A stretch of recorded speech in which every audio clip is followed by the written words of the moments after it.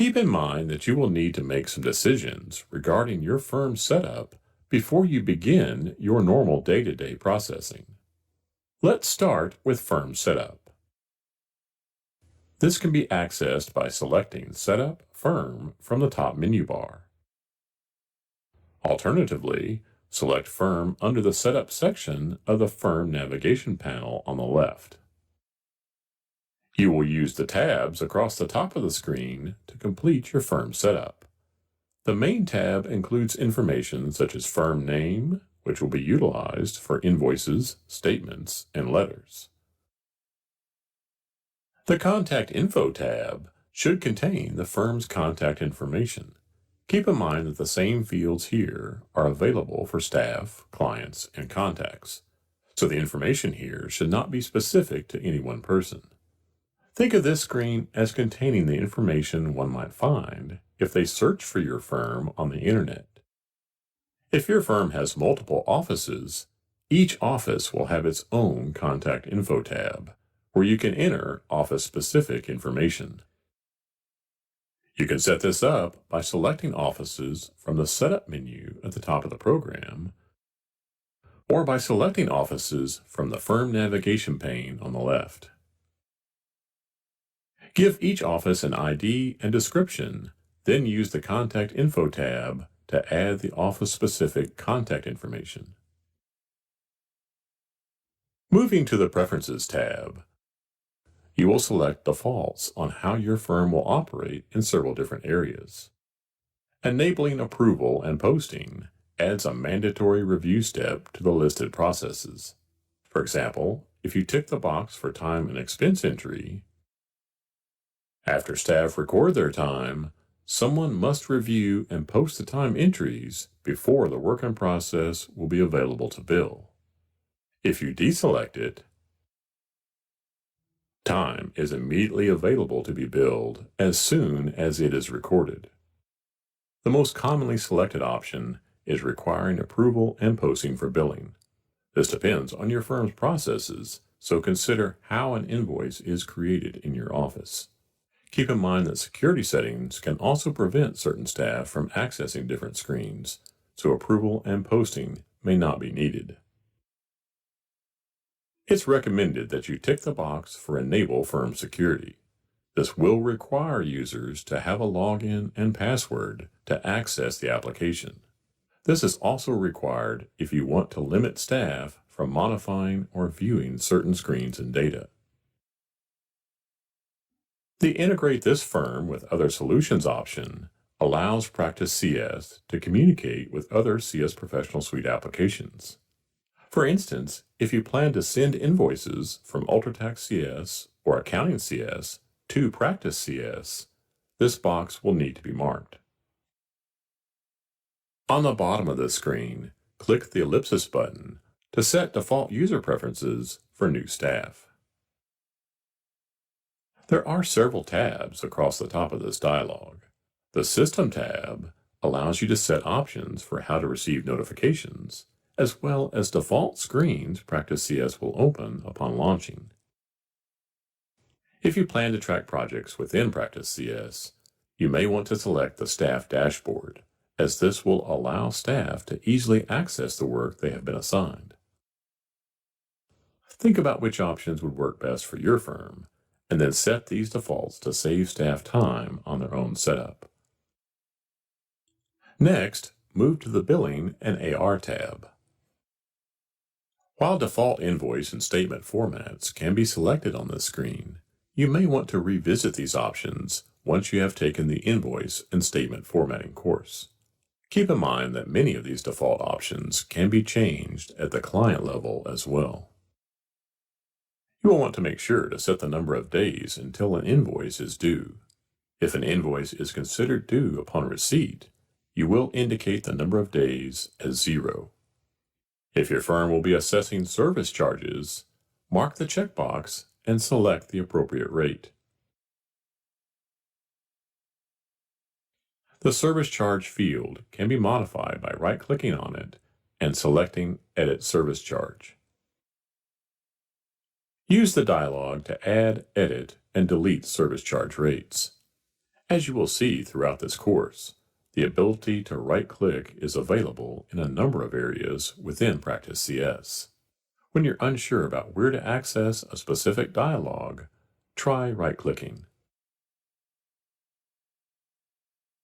Dunning messages will appear on statements based on the client's current oldest balance. This allows your firm to have an alternative message regarding older outstanding balances. At the bottom of the screen, there is a field to enter your firm's AR terms. AR terms are typically displayed at the bottom of an invoice. This message can provide information such as when the invoice is due or details outlining service charges. It's recommended you mark Automatically Relieve Non-Billable WIP. Non-billable time is not displayed in the detail billing screen with the other entries. This often results in non-billable time not being cleared or released. By marking this box, non-billable charges will be cleared at the same time a bill is created. Accruable benefits are covered in detail in the Practice CS Accruable Benefits course. So next, let's move to the Terminology tab. Use this tab to change the default terminology of the program to fit the terminology used by your firm. For example, some firms may want to change activity to work code, or service charges to finance charges. And finally, the Notifications tab. Notifications are primarily used with add-on modules of Practice CS. For example, if your firm is using projects, you may want to notify staff when a task is ready to be worked on. While you can turn on notifications for WIP limit or AR limit, the amount limit is set up at the individual client level. If you were to leave the limit on a client as 0, no limit will be tracked. This flexibility allows you to turn the option on, but only track limits for certain clients. Click Enter in the lower right to save your changes.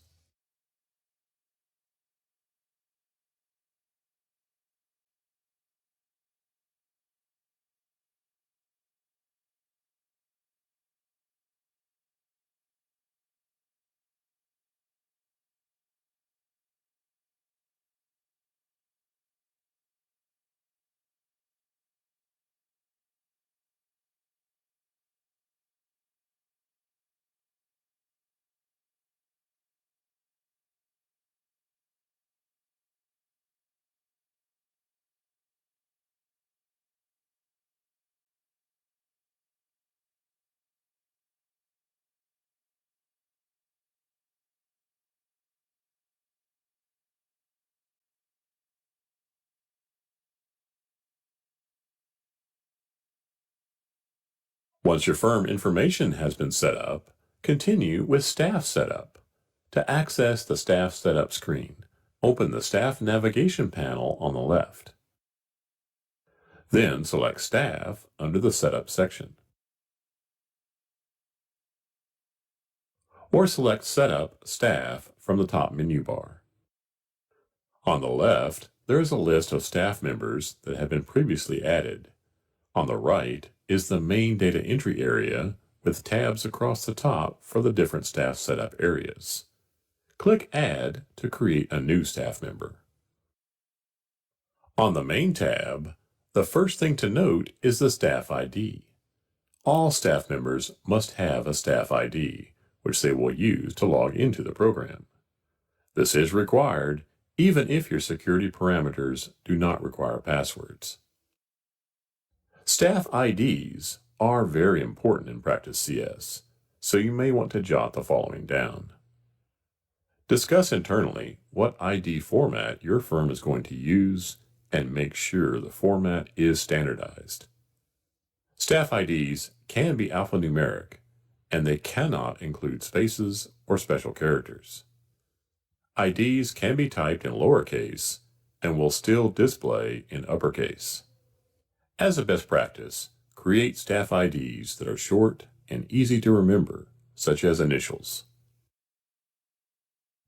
The description field is how you will see staff listed on the left, as well as drop-down menus throughout the program. Descriptions will typically be last name followed by first name. Staff ID and description are the only two required fields on this screen. Complete the other fields as needed by your firm. Moving to the Contact Info tab, here you can enter any needed contact information. This screen is similar to the Contact Info tab discussed in the previous module on Firm Setup. Not all fields on this screen are required, so think about what information you would like to populate. For example, maybe you want to have certain information on all staff for reporting purposes. The Benefits tab is covered in detail in the Practice CS Accruable Benefits course. The Skill Set tab will only be used by those firms licensed for the Staff Management module. The Rates tab is probably the most important tab in the Staff Setup screen. This is where you will indicate your staff billing rates. Think of rates as how much the staff member costs your clients per hour and how much the staff member costs your firm. Note that the staff billing rate does not equal the bill amount. It is used to establish a baseline, and amounts can be written up or down when the invoice is created. Follow the prompts to set up a new staff member's rates. You will learn more about each field as you walk through the setup.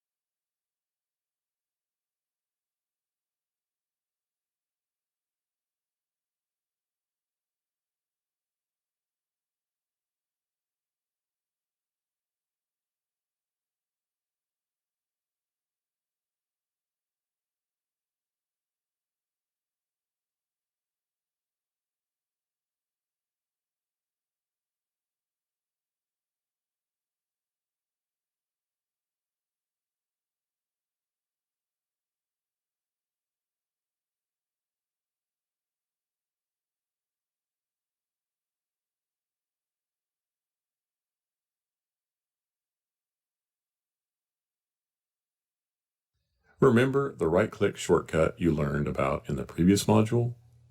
Right-click on the rate description field to add a new description. Once a rate description is added, it can then be assigned to all staff members. Now that rates have been entered, let's return to the effective date. Remember that this is the date the rates will go into effect. Over time, your staff's rates may change.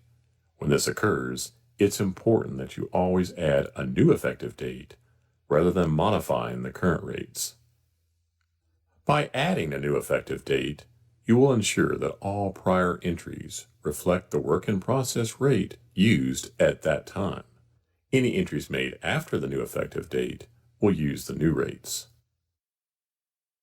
The Targets tab will only be used by firms licensed for the Staff Management module. The Security tab is where you will assign staff to their security groups. You will see a list of the available security groups on the left. Tick the box to add the selected staff member to that group. Keep in mind that security groups are cumulative. This means that staff belonging to multiple security groups would have access to everything included in all of the assigned groups. You will see the selected staff member's cumulative privileges for all assigned groups on the right. You will be learning about security group setup in detail in the Security Groups module of this course. Custom fields allow you to add and track information that Practice CS does not include by default. These can be used in filtering and reporting. Add new or edit existing custom fields from the right-click menu.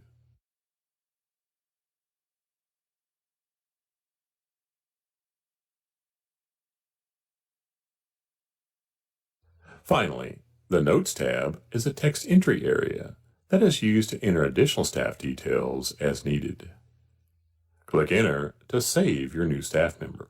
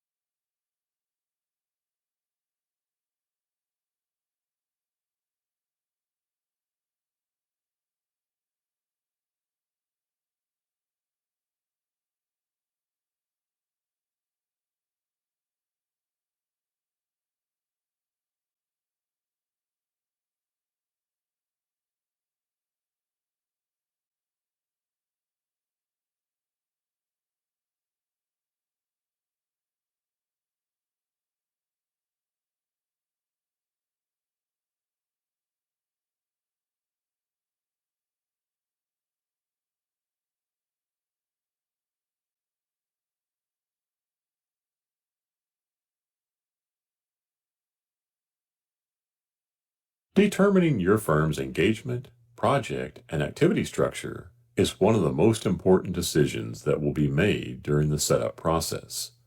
This is because engagements, activities, and projects, if licensed, are used daily by staff entering their time, billers creating invoices, and anyone running reports. Thoughtful setup of this structure will increase efficiency and maximize usage of Practice CS.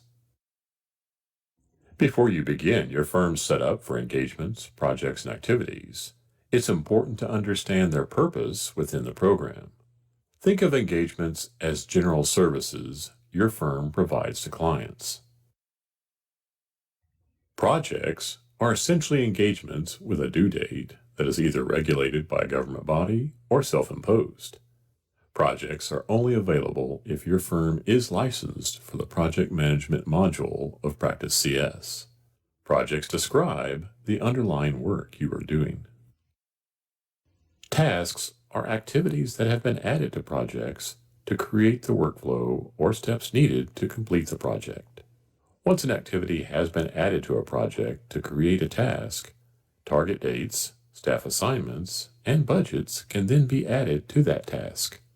Tasks are also only available if your firm is licensed for the Project Management module. Activities are the detail level of the work performed by staff. When staff enters time and expenses, they will be required to select the activity that represents the work or expense associated with the selected engagement.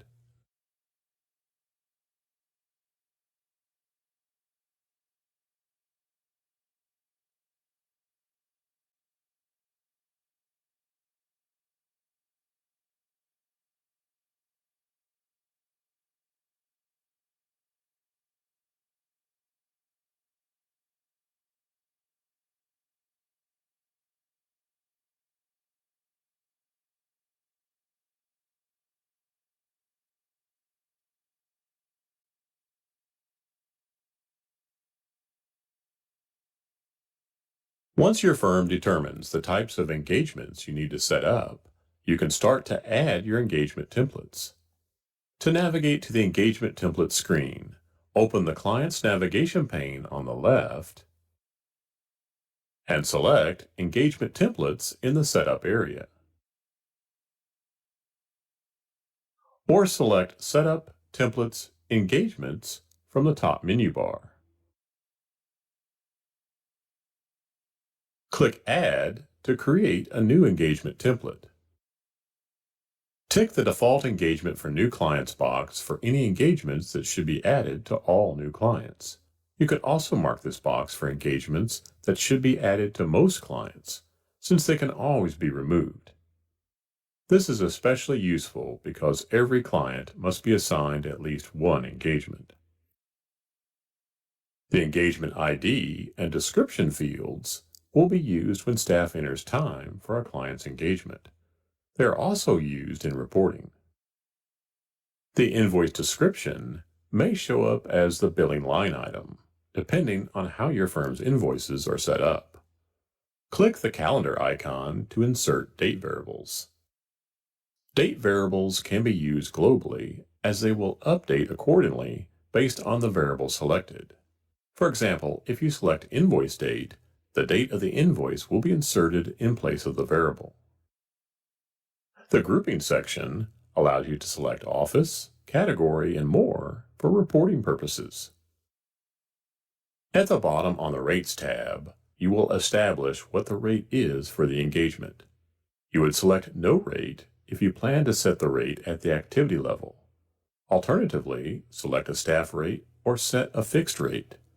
If you set a rate at both the engagement and activity level, the rate from the engagement will be used. It's a recommended best practice to set staff rates at the engagement level.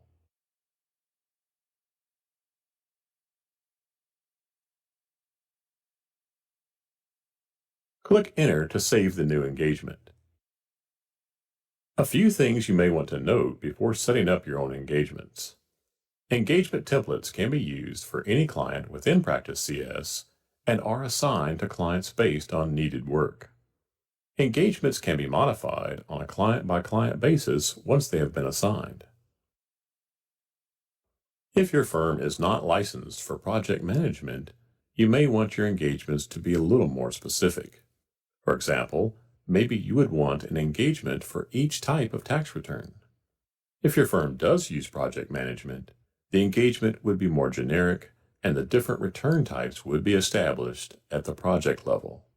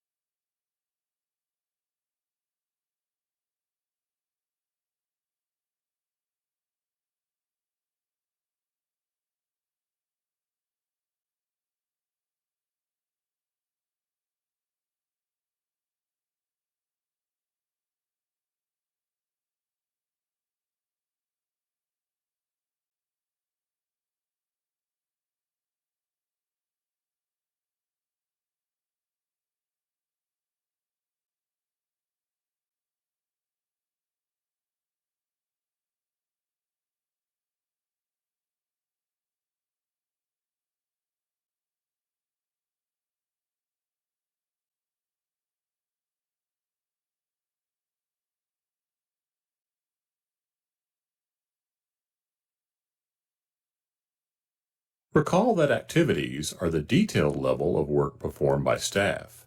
Staff will be required to select an activity when entering time and expenses.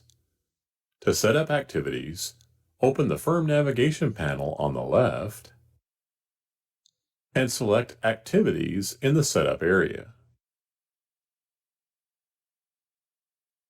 Or select Setup Activities from the top menu bar.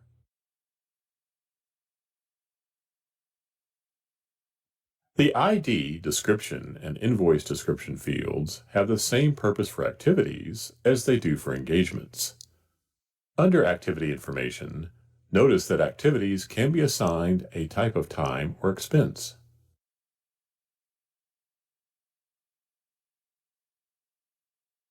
And they can be assigned a class of billable, non-billable, or administrative.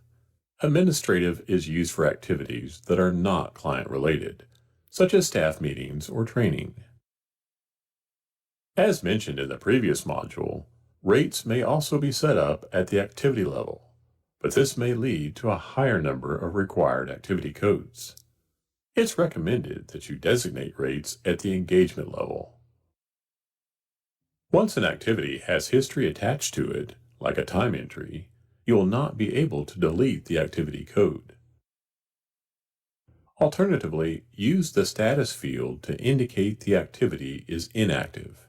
Once inactive, the activity will not be available for selection in future time entries. It's recommended that activities be general in nature so that they can be applied to any project. For example, you could create one preparation activity that could be used for each type of tax return project. The engagement and project would already signify what the preparation activity is for.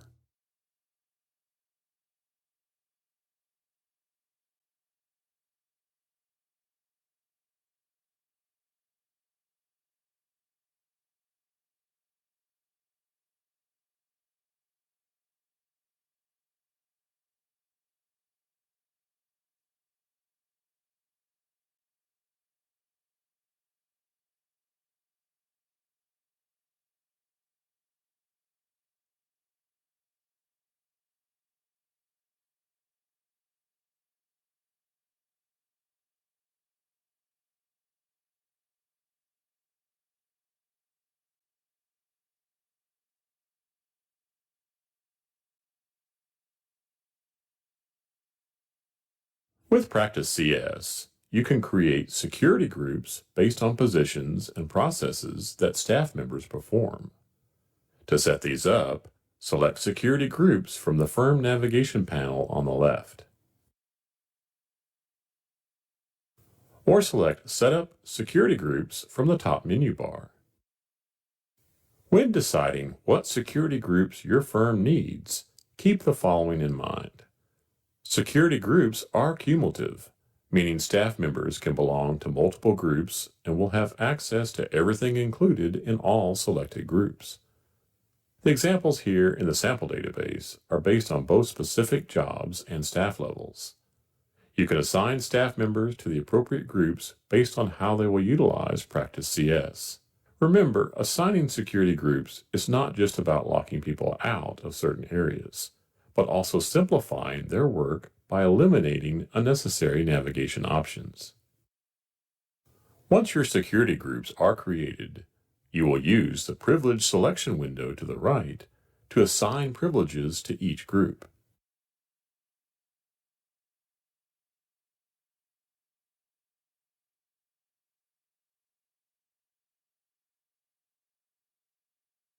When you expand the menu, you can control what the user will see in the menu bar across the top of the program.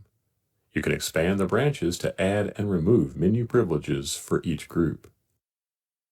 As an example, follow the prompts to remove access to the firm setup menu for the selected group.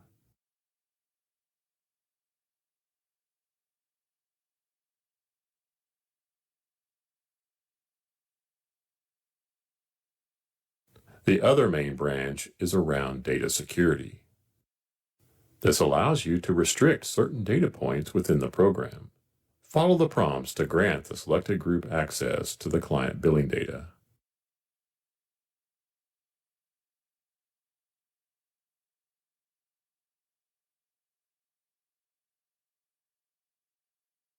If you'd like more information on creating security groups, click the link provided on screen to view our Help and How To Center article on the topic.